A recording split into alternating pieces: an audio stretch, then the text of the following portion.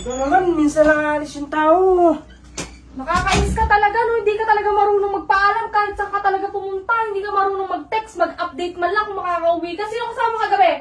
Wala akong kasama kagabi. Magpaparam pa bari ako. Yun din naman yung gagawin. Hindi mo na naman ako papayagan. Eh, syempre, talagang hindi kita papayagan kasi Oo. alam ko ganyan ka na naman uuwi. Anong oras ka na naman uuwi?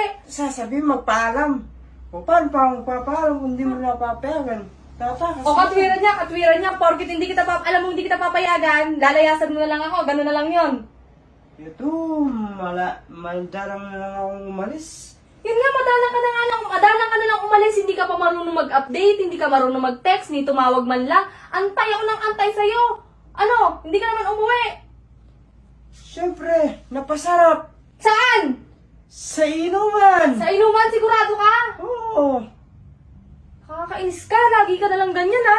Hindi mo iniisip yung mararamdaman ko ha. O pakiramdam ko niyan, ako pa mali. Siyempre, kung gagawin mo, mag-sorry ka na, para matapos itong away na to. Ba't ako sir, wala nang ginagawang kasalanan. Ikaw yung galit na galit dyan. Tapos ako magsasorry sa'yo. Kasalanan mo eh. Siyempre, magsasorry ka. Kasalanan.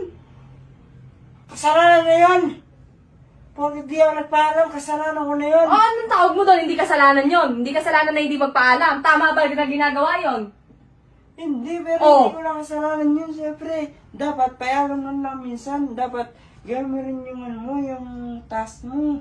Ako ginagawa ang task ko, binasa ko sa'yo. Gawin mo yung task mo sa akin. Payagan mo din ako umalis.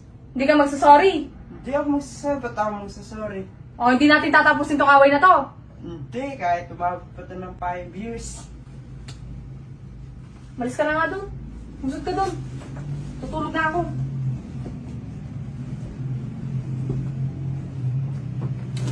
Kwentang buhay na to. Han. Sorry. Oh, bakit ka biglang nagsasorry? Sorry, Anja. Tigil-tigilan mo nga ako.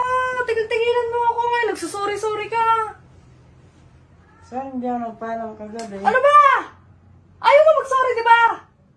Matutulog na ako. Ano naman yung magsasorry na nga.